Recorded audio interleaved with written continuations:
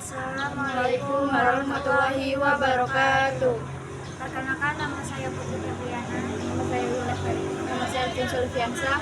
Kami akan mempresentasikan struktur dan komponen kabel fiber optik. Mari mengenal struktur atau komponen dari kabel fiber optik.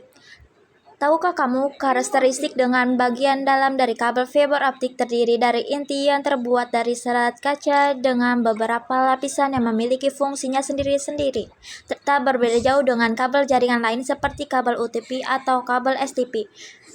Pada kabel jaringan fiber optik ini juga terdapat insulator atau yang disebut dengan coating yang dirancang dengan beraneka ragam warna. Untuk lebih jelasnya, mari kita perhatikan gambar dari kabel fiber optik berikut ini.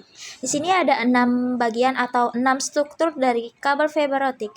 Yang pertama di sini ada core atau inti, lalu ada core jaketnya atau cladding, lalu ada mantel atau coating, lalu ada strand member atau outer jaket. Nah, apa fungsinya? Mari kita bahas satu persatu. Kita mulai dari yang pertama.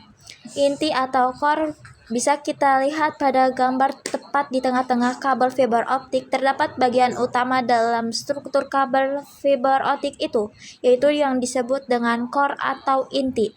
Ini tersebut terbuat dari serat kaca. Nah, umumnya core ini memiliki diameter sekitar 20 nanometer sampai 50 meter. Tergantung dari jenis serat optiknya, di mana ukuran core ini sendiri berpengaruh besar terhadap kualitas dan kemampuan dari sebuah kabel fiber optik. Fungsi core ada kabel optik ini adalah sebagai tempat berlangsungnya perlambatan cahaya dari satu ujung ke ujung kabel lainnya, sehingga proses pengiriman cahaya dapat dilakukan. Oke, kita lanjut ke struktur yang kedua. Di struktur yang kedua ini ada yang disebut dengan jaket atau cladding. Nah, cladding ini sendiri adalah lapisan yang menyelubungi core pada kabel fiber optik yang terbuat dari kaca.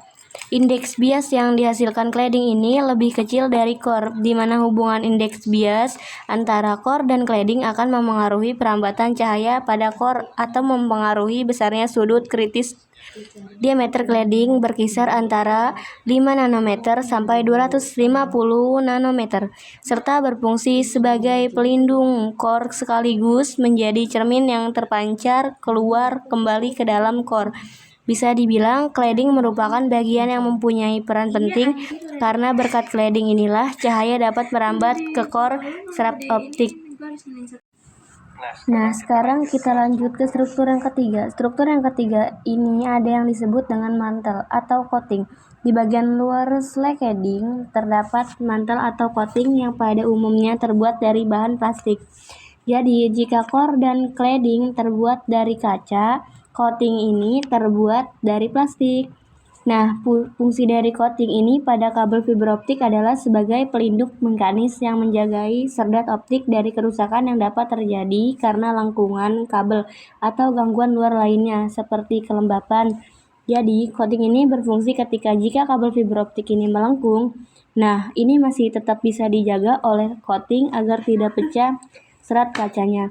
Nah, coating ini memiliki warna yang beragam untuk mempermudah dalam penyusunan urutan core.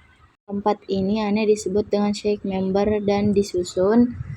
Kelima itu ada yang disebut dengan outer jacket. Nah, strike member atau material penguat danau target atau jaket core merupakan lapisan keluar dari sebuah kabel fiber optik. Fungsi atau kegunaannya tentu saja sebagai pelindung yang terjaga kabel dari gangguan luar yang bisa menyebabkan kerusakan pada bagian core. Nah, itu yang kelima struktur dari komponen kabel P.